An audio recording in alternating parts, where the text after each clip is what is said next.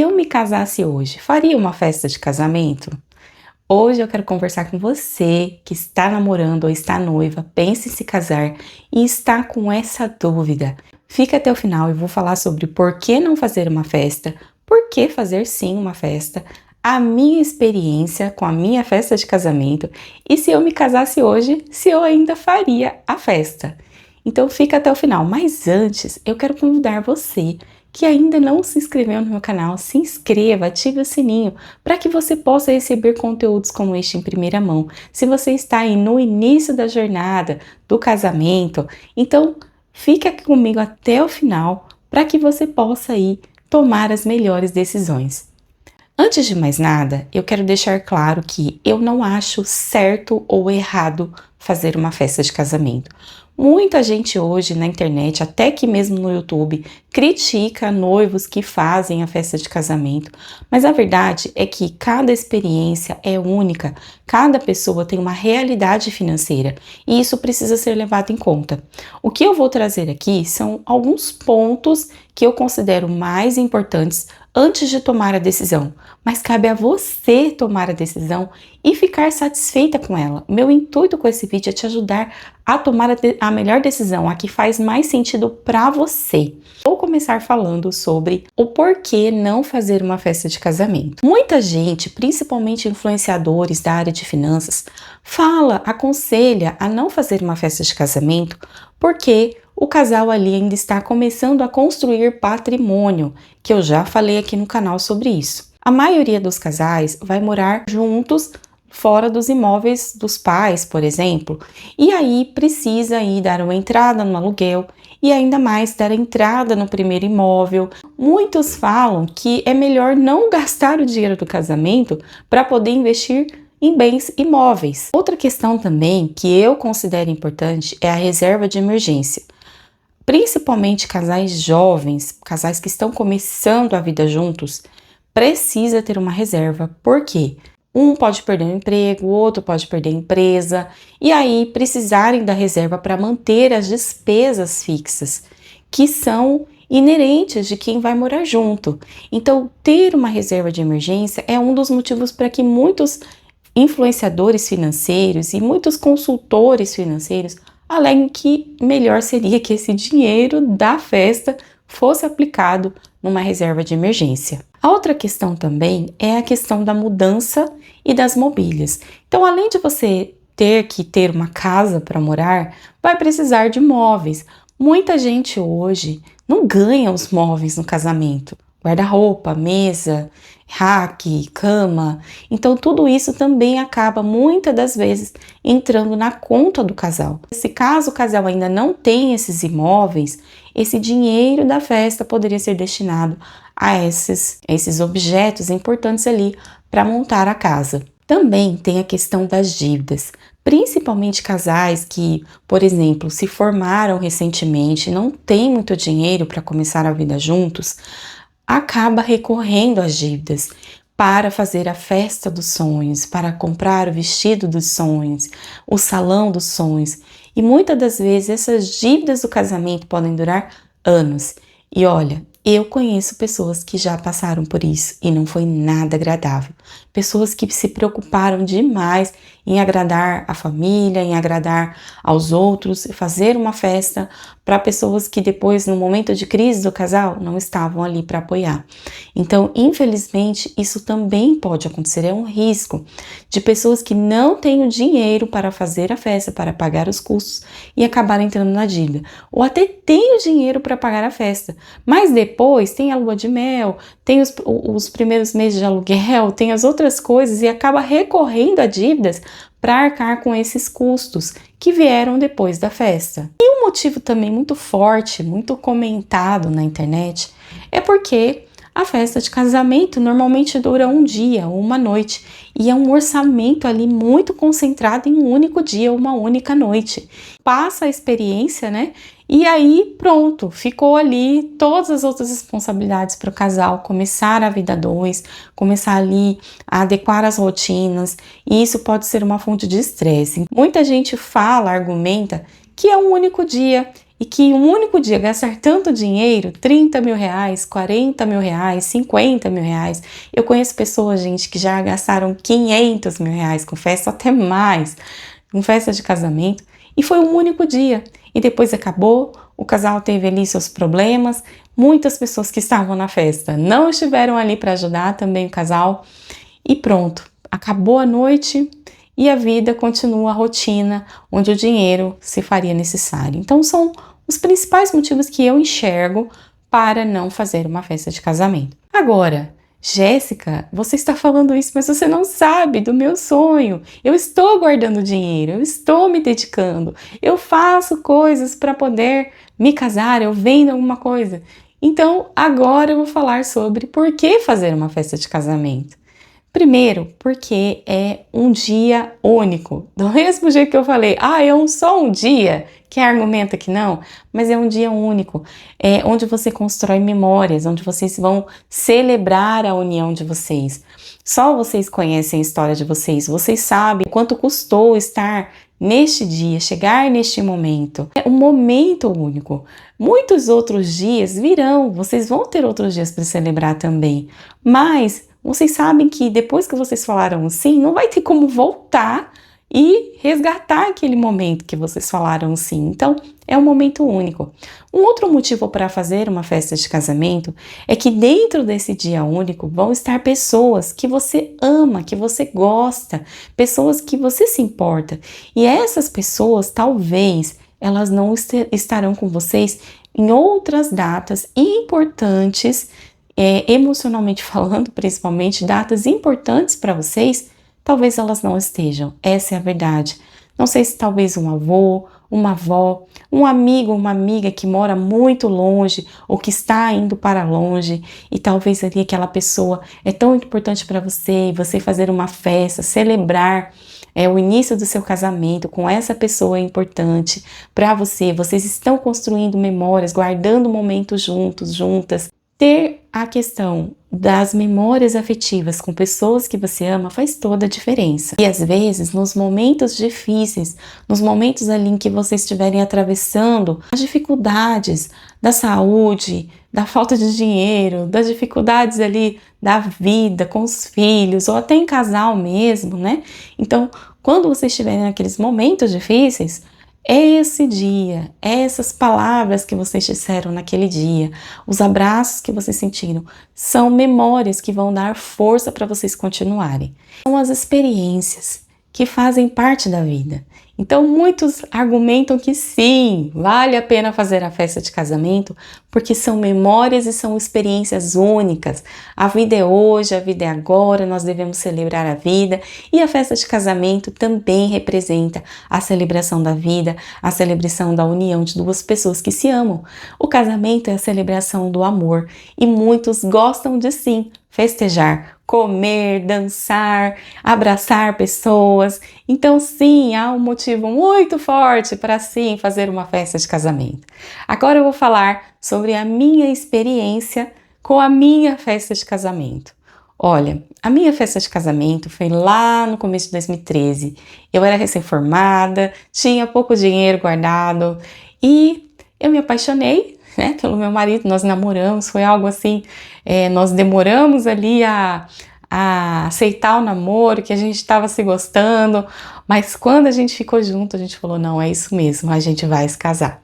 E para mim é muito emocionante falar sobre isso, porque eu acabo recordando esse dia, quando a gente percebeu que a gente ia ficar junto, que a vida era difícil mesmo, mas que a gente valia a pena tentar, embora a gente tivesse passado por decepções, a gente deveria dar uma chance um para o outro. E foi muito importante para mim. Foi difícil no começo, porque a gente queria ficar junto logo, e a gente não tinha dinheiro, nem sabia por onde começar, porque a gente estava aprendendo a sonhar juntos, né? A gente estava construindo tijolinho por tijolinho todo dia. Só que a gente também estava construindo outras coisas naquele momento. A gente tinha acabado de formar, meu marido tinha sonho de empreender, eu tinha sonho de abrir uma clínica, de atender pacientes. Então, Era muita coisa acontecendo, né? Mas mesmo assim a gente falou, não, vamos nos casar. E a gente ensinou, levou alguns meses ali, a gente comprou aliança de casamento, e aí depois do noivado veio aquela expectativa para casar, e a gente foi aos pouquinhos, né, vendo tudo que a gente precisava. A gente foi lembrando ali de tudo que a gente sabia sobre casamento, porque a gente já tinha ido em muitos casamentos. Então a gente foi ali aos pouquinhos, né? Ah, vamos casar na igreja? Qual igreja que nós vamos casar? Quem vai fazer o casamento? Vamos casar no civil? Somente no civil, no religioso? Quem são os convidados? Isso foi bem difícil, ainda vou fazer um vídeo só sobre lista de convidados, foi um grande desafio. A gente foi ali, dia após dia a gente ia, né? A gente ia trabalhando, ia fazendo outras coisas, mas a gente ia decidindo. E claro, gente, a verba era muito limitada, então mês a mês ali a gente ia ganhando o nosso dinheirinho e ia pagando as coisas. Foi assim que a gente casou na época, porque era o que a gente podia, a gente não queria esperar. Então, de quando a gente começou a namorar até o casamento foram 11 meses. E aí a gente casou, a gente noivou em torno de 5 meses depois que nós começamos a namorar, a gente noivou com 5 meses, e depois do noivado, a gente foi acelerando tudo, né? Foi acelerando lista, foi acelerando bolo, foi acelerando tudo que a gente tinha, as negociações. Então, a gente fez todo tipo de negociação para fazer, aluguel de vestido, permuta para o salão de festa. A gente foi ali pagando a papelada do civil religioso, né? Conseguimos os padrinhos ali, fomos conversando com os padrinhos e segui alguns blogs de casamento, então eu vi algumas coisas ali, quais eram as coisas da moda, o que estava usando, o que não estava usando, se as madrinhas iam ou não. Por uma questão de praticidade, eu decidi que minhas madrinhas iam usar o vestido que elas quisessem, desde que não fosse branco, né?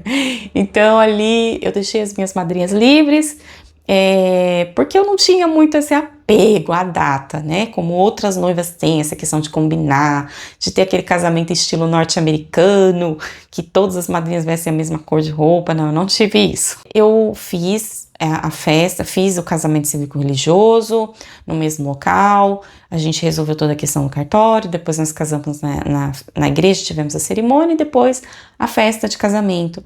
A festa durou em torno ali de 3 a 4 horas e foi uma festa agradável, a gente teve ali alguns comes e bebes, algumas coisas eu não gostei porque não saíram conforme planejado.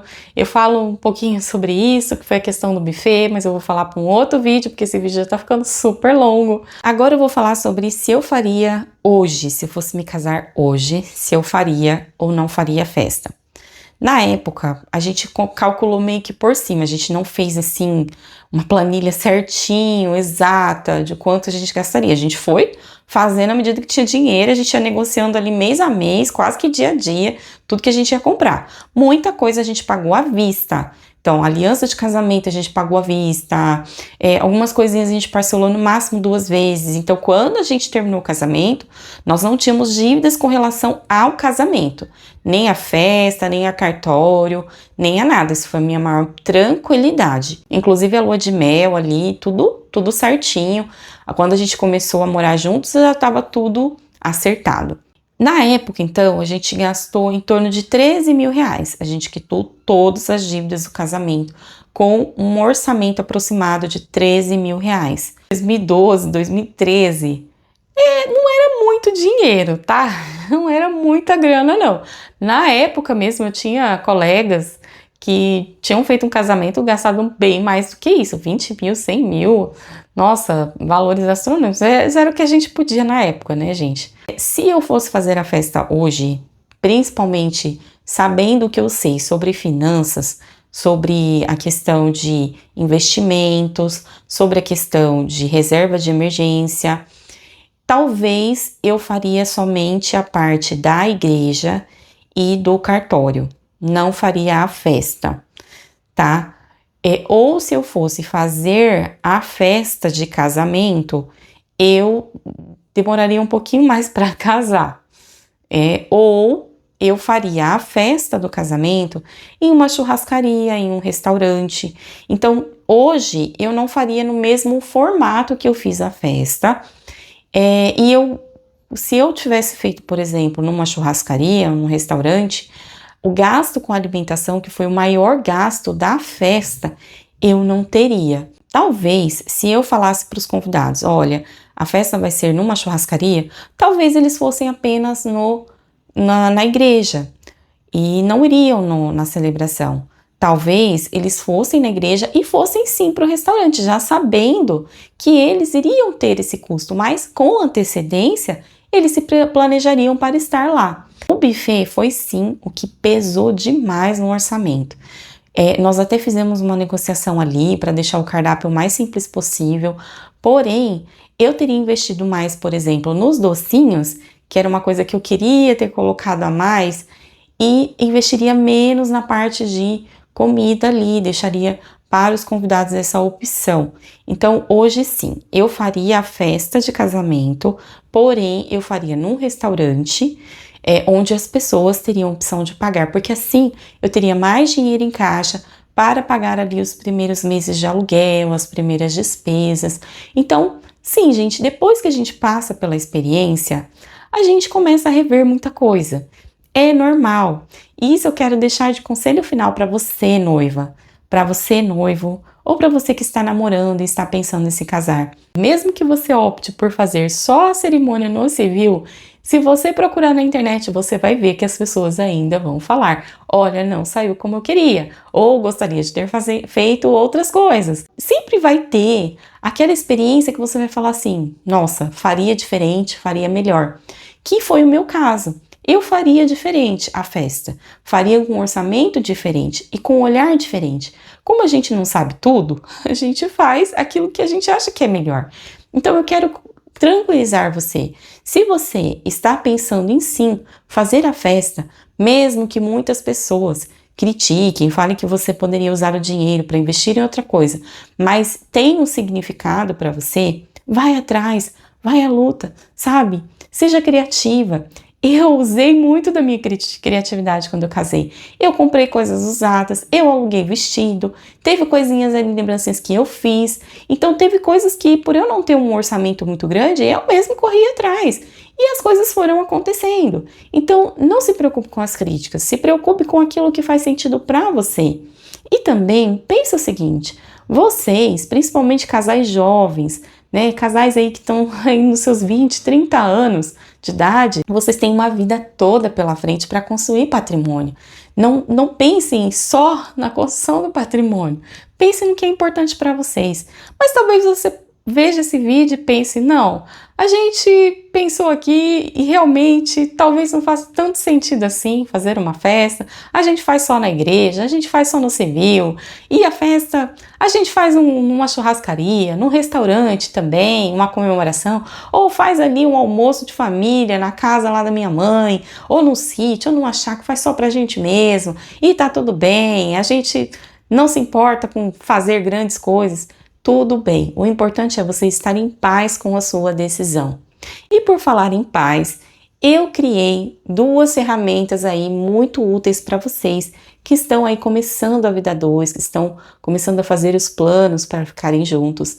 O primeiro é uma ferramenta chamada Primeiro Orçamento da Vida 2.